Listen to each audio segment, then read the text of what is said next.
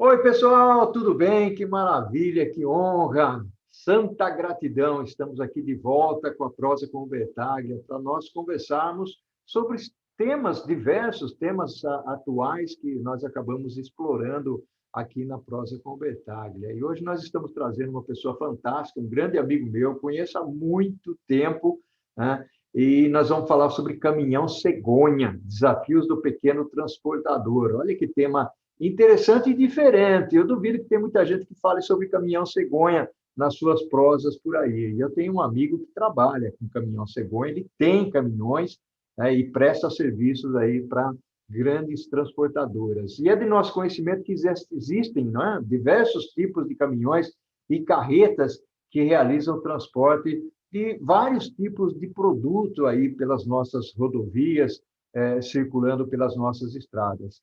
E para levar encomendas com um tamanho considerável, como carros e até mesmo outros caminhões, foi criado um modelo especial de veículo, aqui em nosso país, popularmente conhecido como caminhão cegonha.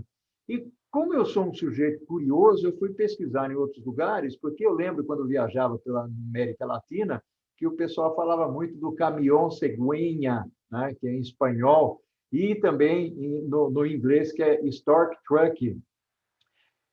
Tal carreta, pessoal, é responsável por mover, carregar mercadorias de grande valor, com segurança e eficiência. E eu vou chamar aqui um grande amigo para a gente refletir e prosear sobre esse assunto. Vou ter o privilégio de conversar com um amigo, Pedro Piccoli Neto. Grande Pedro, quanta honra, um orgulho tê-lo aqui participando da Prosa com o Bertaglia, exatamente para falar de um tema que nós aqui fomos extremamente criativos, né, o Pedro? É um assunto que não é muito tocado. Bem-vindo à Prosa, Pedro! Paulo, bom dia! Prazer todo meu e a satisfação enorme de estar aqui junto contigo nesse Prosa com Bertaglia.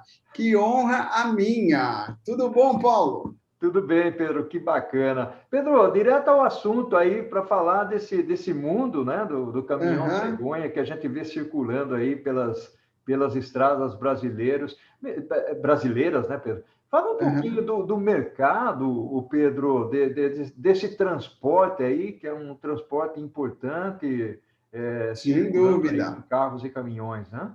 Sim, sem dúvida. Ô, Paulo, você sabe que quando a indústria brasileira, a indústria automobilística veio para o Brasil, lá em 50 e pouco, surgiu essa necessidade. Então, o pessoal começou a desenvolver uma forma de transportar os carros. Inicialmente, se transportava dois, três carros de uma forma bem rudimentar.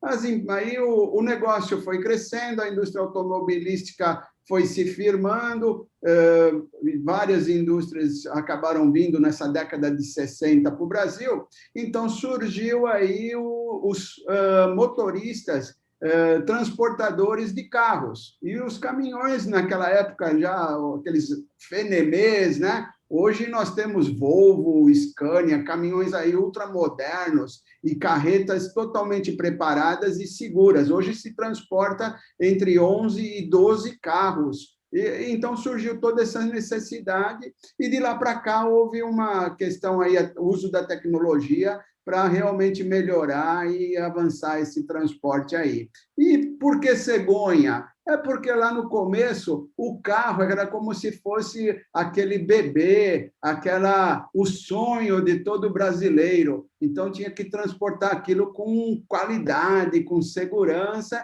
e o pessoal estava levando o sonho, né, transportando o seu sonho. E aí começaram a chamar de cegonha. Né?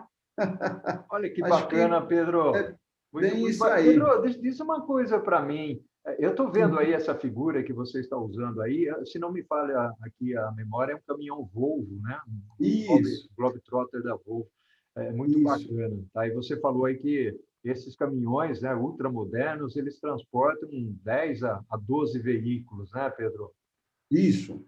Tá. Pedro, Então, fala um pouco lógico que a gente tem a consideração da segurança, da qualidade, né? Mas da importância. O motorista do caminhão cegonha, ele é chamado de cegonheiro também, né? isso, cegonheiro. Inclusive, existe até um sindicato que se chama Sinaseg, Sindicato Nacional do Cegonheiro. Ah, que Então, bacana. Que bacana. você tem aí, Paulo, você tem os proprietários. Hoje, uma grande. São todas. Antigamente, a pessoa, por exemplo, um motorista tinha o seu caminhão, tinha a sua carreta, e ele, como pessoa física, se cadastrava na empresa de transporte de carros, que é a empresa que lida direto com a montadora. Então, isso lá atrás, cada um tinha o seu. Depois, a necessidade foi crescendo, aí, com o surgimento e a questão mais fiscal, tributária, as empresas que têm a ligação direta com a montadora começaram a pedir para esses transportadores, esses motoristas, também se qualificarem, foi criada aí cada um ter sua empresa. Então, hoje tem, e lá atrás era chamado de o cegonheiro, quem tinha o caminhão cegonha era o cegonheiro, e ficou esse nome. Embora hoje tem muitas empresas, então pessoas que têm aí a sua empresa, por exemplo, eu tenho a minha, eu tenho lá 4 caminhões, tem outros que têm mais, transportam para 1, 2, 3 dessas empresas que têm a relação direta com a montadora. E ficou nesse sentido. Então, hoje você tem diversos motoristas, eu já não trabalho assim, não dirijo o caminhão em si, né? Eu investi nesse ramo junto com o pessoal da minha família, e hoje esse pessoal que transporta, que dirige, tem aí várias atividades a fazer para garantir a segurança e a qualidade na entrega do produto na concessionária final. Quer dizer, é um empreendimento, vamos dizer assim, é um empreendedorismo extremamente importante, porque, na realidade, você faz parte da cadeia de valor, onde você tem uma empresa logística que atua diretamente conectada à montadora, né, as várias montadoras que nós temos aqui no país, e aí você, então, é um contratado, né, dessas grandes empresas que você pode mencionar algumas dessas empresas, só para a gente ter uma ideia, Posso, Pedro? posso. Hoje a gente tem, por exemplo, a Tegma, é um grande grupo de transporte logístico do país que atua em vários segmentos. Hoje eu acredito que o transporte de veículos no grupo Tegma represente entre 25% e 30% do seu faturamento total. Nós temos a Transero. A Transero é um grupo que também surgiu lá nos anos de 1950. Né? Temos a Brasil. Então, tem várias outras aí. Existiam mais, mas eles foram com o evento aí da economia, aquela questão de terceirização, então muitas acabaram unindo forças e criaram grupos. A Tegma mesmo, por exemplo, ela acabou juntando várias empresas e hoje é o Grupo Tegma. Né? Então, a gente é um contratado, tem um contrato de trabalho, assim como essas montadoras também têm um contrato de transporte com essas transportadoras têm um contrato de trabalho com as montadoras. Né? Tá. E são definidos roteiros, cada montadora acaba tendo, durante um período de licitação, ela acaba ganhando um determinado roteiro de entrega dos veículos. O Pedro, me tira uma dúvida aqui. A minha curiosidade é a seguinte: você falou que tem aí 4 ou 5 caminhões na sua empresa. O objetivo aqui é falar dos pequenos, né? Uhum. Transportadores de veículos, né? Mas tem o caminhoneiro autônomo, o cegonheiro autônomo também, Pedro, ou não? Como é que é isso? Tem. Só que, por exemplo, para o transporte do carro 0 km, normalmente, então, vamos supor, um cegonheiro que tem um caminhão só, então ele gerou lá, ele criou a empresa dele, cadastrou a empresa dele nessa transportadora autorizada pela montadora.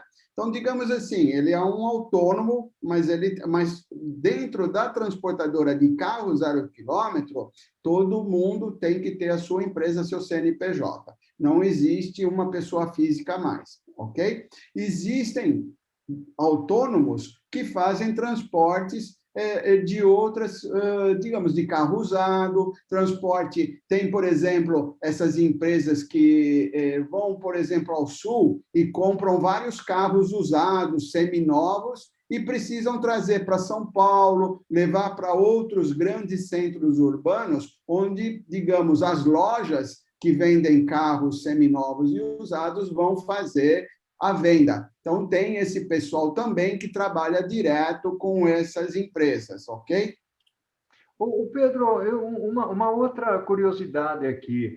Quando você fala de transporte de carros novos, ou seja, há uma exigência maior em relação ao compromisso do cegonheiro do que se ele transporta o carro usado? Como é que é isso?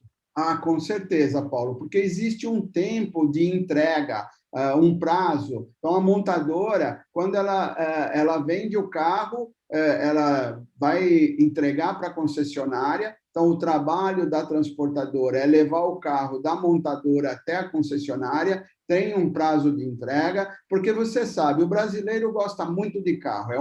A paixão do brasileiro é carro e futebol, digamos assim, né?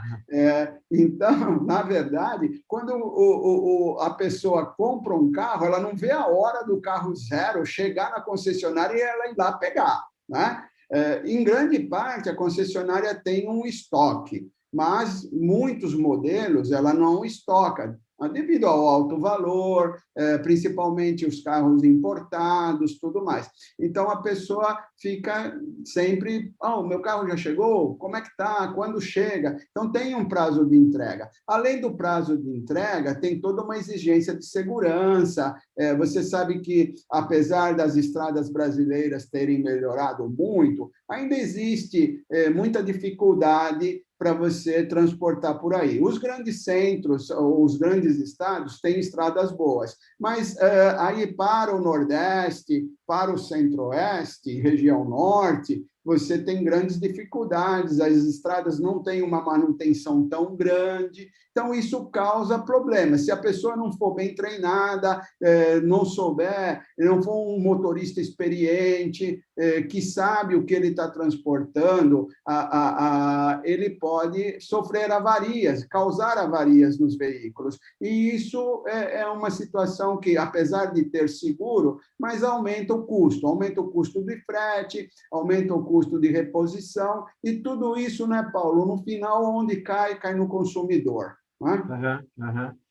Pedro, curiosidade nova, aliás, estou muito curioso com esse Fica tranquilo, tema, né? Paulo, estamos aqui para isso. Quanto custa um caminhão cegonha, Pedro? Ô, Paulo, hoje você tem duas partes aí no caminhão, né? Você tem o cavalo mecânico, né? Então, nessa figura aí, a gente vê aqui o cavalo mecânico azul, né? Meio esverdeado, e a carreta em si para transportar o carro. Então, um cavalo mecânico, dependendo da marca digamos, dos equipamentos que ele tem, ele vai variar entre 350 e 550 mil reais, né? 0 quilômetro, eu estou falando, ok? Uma carreta dessa, do tipo que está aí para 11 carros, toda com pistões elétricos, nada de manual, né? Toda equipada, moderna, ela vai variar de 150 a 220 mil reais, dependendo dos equipamentos, dependendo da marca toda, entendeu? Então, você tem aí um conjunto, você vai gastar aí, para montar um conjunto novo, 0 quilômetro, entre 500 e 750 mil reais. Uau, bacana, bacana. Informação extremamente útil e oportuna. E, Pedro, diz uma outra coisa para mim. Eu lembro que antigamente, hoje se vê muito pouco aqui em São Paulo, pelo menos, né? Aí com a pandemia a gente não tem viajado, mas muitas vezes se via, né? Era possível ver carros sendo transportados em veículos não apropriados ou caminhões diferentes de cegonhas, né? Ou seja, colocando carros em cima de carrocerias, 2 carros, por exemplo. Existe isso ainda, Pedro, ou não? Ô, Paulo, no que diz respeito a carro zero, não. Hoje, toda montadora ela tem diversas regras, inclusive em questão de segurança, ela dá vários treinamentos para os motoristas, tem um controle total, tanto de rastreabilidade de onde está a carga, assim como de controle de velocidade, principalmente porque nesses últimos 3, 4 anos o governo melhorou muito as leis de trânsito, está cobrando muito a segurança no trânsito. Então, hoje a transportadora ela cobra muito do motorista cegonheiro. Claro, acontece de você de vez em quando ver, tem um caminhão carga seca, digamos aí, que está transportando alguma carga sólida, tipo aço, né? E vai lá um carro em cima, mas nunca será um carro zero, vão ser carros usados, pessoal que quer economizar. Mas isso é muito risco, né, Paulo? A maioria dá sorte, mas o risco é imenso. Um carro desse se soltar, porque ele não está preparado. Uma carreta dessa que você está vendo, ela tem cintas apropriadas, ela tem a distância entre um carro e outro totalmente apropriada, entendeu? Tem um conceito de segurança. Não parece, mas tem sim, tem um trabalho feito por amarradores, o motorista ele é obrigado a inspecionar, tem cada pneu aí, ele tem uma cinta que segura, porque nós estamos nessas estradas aí e às vezes pode ter um buraco com as chuvas, né, Paulo? É verdade, Pedro. Pedro, meu amigo, vamos fazer o seguinte: está fantástica a nossa prosa aqui, uma conversa muito diferente daquilo que a gente tem trazido aqui. Eu sou um apaixonado por logística, eu tenho meu livro, né? Você me conhece, a gente se conhece há bastante tempo já. Sim. Né? Pedro, eu queria desbravar um pouco esse assunto aqui num segundo tópico, né? Porque o primeiro já foi, por incrível que pareça, eu estou olhando aqui para o cronômetro, né? A nossa prosa está se execuindo aqui, está terminando. Pedro, vamos fazer o seguinte: toma uma aguinha, um café e vamos para o segundo tempo? Vamos, Paulo, vamos lá. Oi, Pedro, que bacana, meu amigo. Fantástica essa nossa prosa aqui, falando aí do caminhão cegonha, que a gente vê tanto aí pelas rodovias brasileiras, transportando os carros que, conforme você disse aí, né, Pedro, o brasileiro adora carro, né? Sim. Pedro, vamos explorar uma outra coisa, embora você já tenha tocado em alguns desses assuntos aí, muito superficialmente, né? Sobre os desafios de segurança, de qualidade, de treinamento de motorista, de conhecimento, envolvendo o risco, né? Eu queria que você explorasse um pouco desse lado de segurança, ou seja, um caminhão desse que anda com um montão de carro em cima, deve ter um monte de gente botando um olho em cima dele, não tem, não? Ô, Paulo, realmente tem, mas como eu acredito, e a gente tem visto várias medidas para tentar minimizar riscos de roubo, você fala mais em questão de roubo, né? Isso. Então, o carro zero em si, ele é muito difícil dele ser roubado. Acontece, tá? Acontece em alguns lugares, o pessoal pega o carro zero para depois utilizar em assaltos, né? Mas, em geral, é muito baixo o índice de roubo de carretas cegonhas, de carro zero. E depois o pessoal não para em qualquer lugar, tem um roteiro, sai de um ponto e entrega em um ponto final. Então, existe um roteiro determinado. O que eu falei para você da rastreabilidade, a rastreabilidade é 24 horas. Então, se houver um desvio da rota pré-determinada, todo mundo é acionado. Esses caminhões, todos os caminhões que trabalham direto com as transportadoras, precisam ter o rastreador e qualquer desvio tem um bloqueio.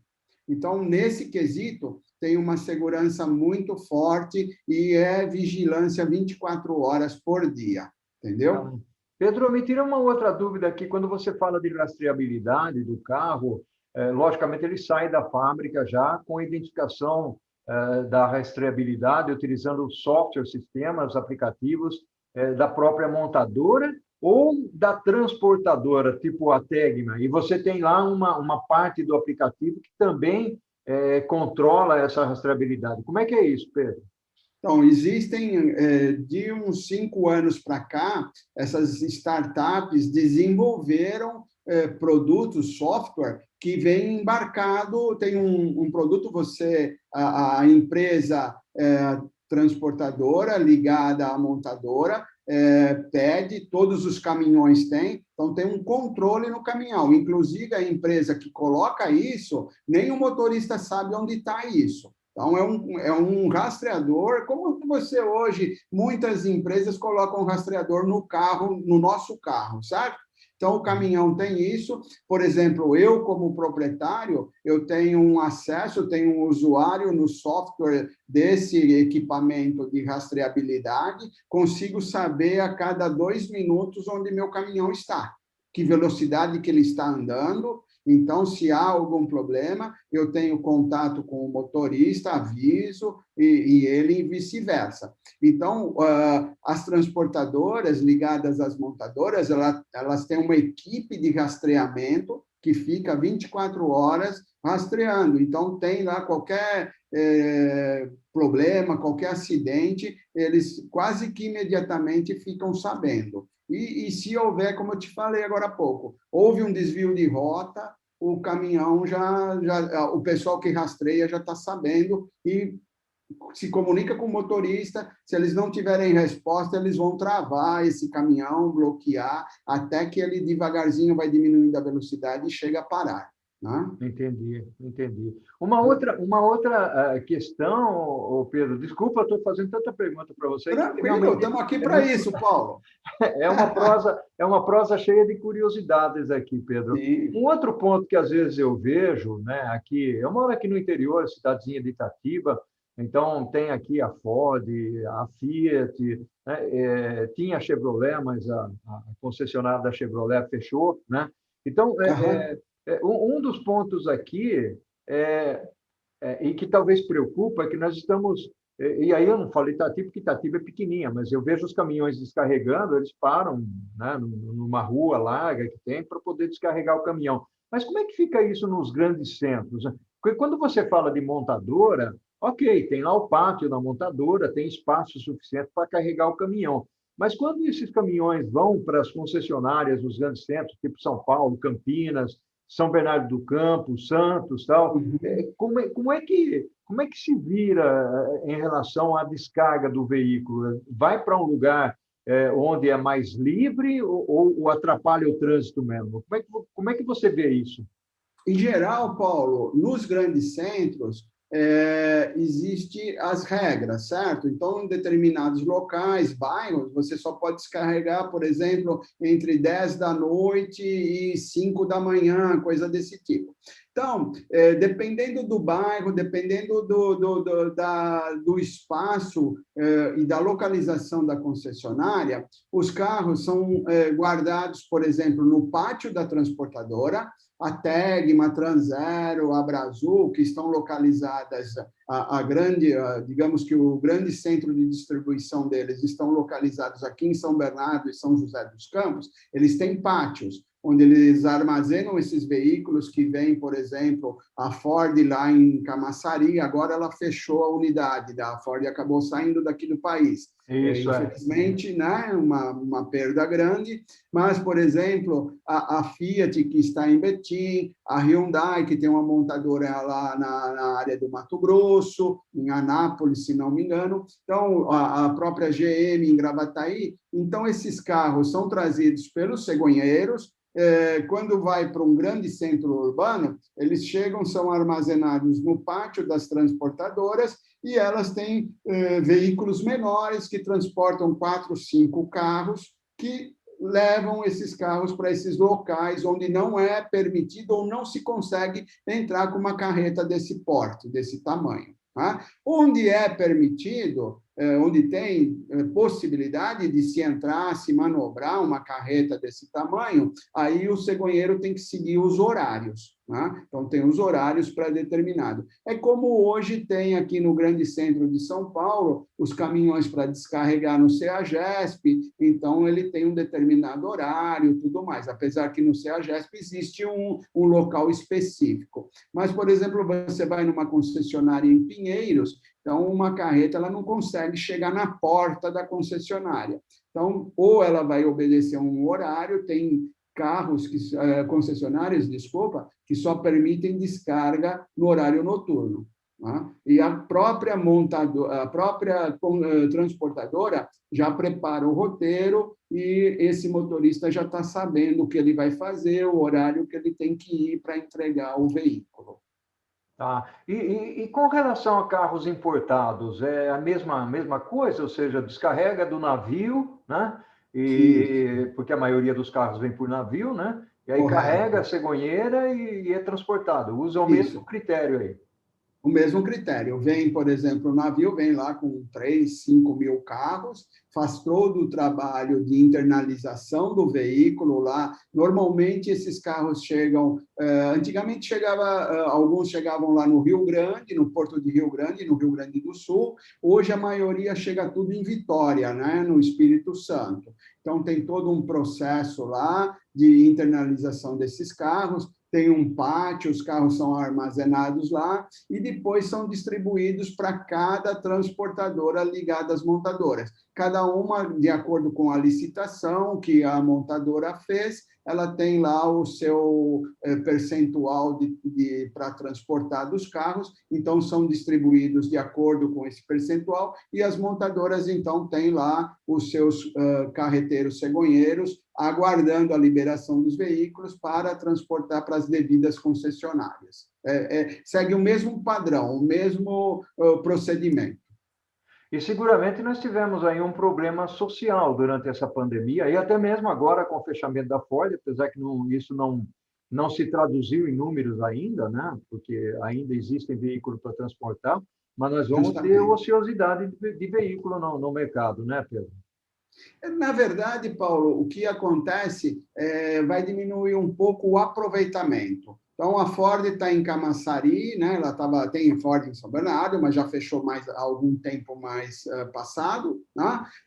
E tinha muito a Ford lá de Camaçari, que fechou agora no começo do ano. Então, o que acontecia? Tinha o aproveitamento. Então, as diversas transportadoras levavam carros daqui lá do sul, ou de São Bernardo, de São José dos Campos, de Mato Grosso, levavam carro lá para Salvador, para o Recife, e na volta passavam lá na Ford e traziam carros de lá para São Paulo, para o Sul. Então, tinha um aproveitamento. O que vai acontecer é que esse aproveitamento não vai existir mais. Então, isso resultará num custo adicional para o cegonheiro. Então, ele ia carregado, voltava carregado, minimizava o custo final do óleo diesel, digamos assim. Agora, o custo vai voltar a ser um pouco maior. Né? Mas, em questão de ociosidade, sem dúvida, não tendo, claro, uma montadora da gama da Ford, do volume que a Ford produzia no Brasil, vai diminuir a questão aí de você ter mais cargas para transportar. Eu acredito que em breve resultará realmente numa certa, não digo ociosidade, mas redução da quantidade de veículos que cada caminhão conseguia transportar no período, digamos, do ano, né? Não, até porque que o impacto realmente ele talvez não seja significativo, né? Venha a ser compensado pela importação de veículos, porque o consumo basicamente vai ser o mesmo, né? Mas a Ford já tinha uma representatividade, uma participação no mercado bastante, vamos dizer assim, reduzida, né? Nós estávamos com uma participação em torno de 7 a 8%, longe do que tinha sido a Ford nos áureos tempos das 4 montadoras no Brasil, né? Então, talvez o impacto não seja tão significativo assim. Um outro ponto, Pedro, talvez não sei aí, o que pode ser do futuro da cegonheira? Tem alguma do caminhão cegonha? Tem alguma perspectiva de futuro, alguma inovação que você enxerga, que você queira comentar? Paulo, eu vejo, na verdade, a gente também sempre se preocupa com isso, principalmente sendo proprietário de alguns caminhões, trabalhando nesse ramo aí, eu já estou nesse ramo há 28, vai para 29 anos, né? Desde 1992, então sempre, com certeza, é a minha preocupação. Mas a tecnologia está sempre também ajudando-nos a melhorar nossos equipamentos, a ter mais segurança, a ter um controle melhor. Obviamente, o que nos preocupa bastante são algumas regras que o governo vem colocando. Principalmente hoje aí, o pessoal já deve ter ouvido aí do BR do Mar, novas regras de cabotagem. No início agora é mais para transporte de grãos, transporte de diversos outros produtos, mas a gente fica preocupado porque futuramente poderá afetar o transporte de veículos novos. Então, um navio saindo lá de Gravataí, no Rio Grande do Sul, ele vai transportar, digamos, 5.000 carros de uma vez. Se fosse por carreta, pelas estradas, nós teríamos 500 viagens, digamos assim, né? 5.000 carros, uma média de 10 carros por viagem em cada cegonha, 500 viagens. Então, mas isso são questões que tem que se avaliar, o tempo, o prazo. Claro, uma carreta tomba, ela varia 10 carros. Se um navio tiver um problema, ele vai avariar praticamente metade da carga. Então, tem várias questões aí, Paulo, que ainda serão bastante discutidas e avaliadas em questão de futuro. Na questão de tecnologia, todas as empresas fabricantes de carreta, todas as empresas que fabricam os rastreadores, elas estão sempre utilizando tecnologia de ponta para isso.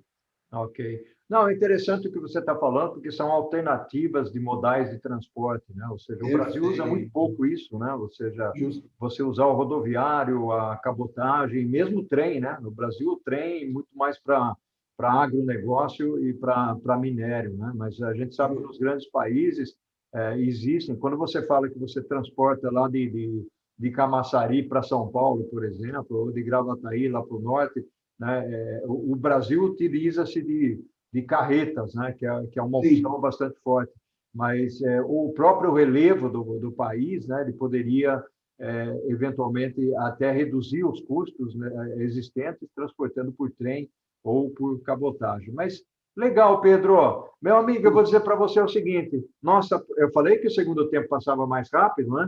Nossa prosa está terminando aqui, Pedro. E eu agradeço de coração.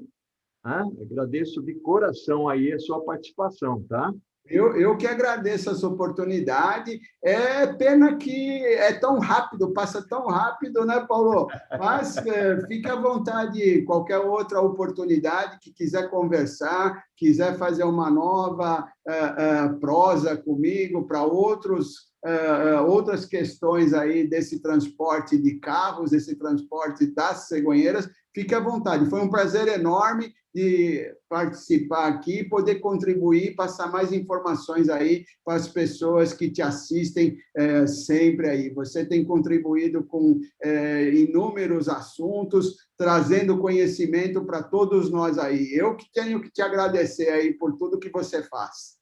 Pedro, com certeza os alunos de logística, os profissionais de logística, os professores de logística e outras pessoas que querem conhecer esse assunto, né? Porque é um assunto de muita curiosidade, bacana, tem muitos elementos importantes aí para se conhecer. Aqui, só para você ter uma ideia, nós falamos aqui de logística, nós falamos de empreendedorismo, nós falamos de educação, conhecimento, modais de transporte, né? Governo, de alguma maneira, trabalhando, a indústria da manufatura. Olha quanto tema bonito que nós falamos aí.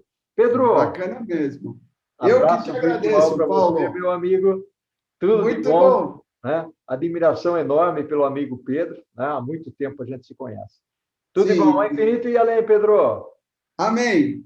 Paulo, tudo de bom. Obrigadão, viu? Um abraço a todos. Gratidão.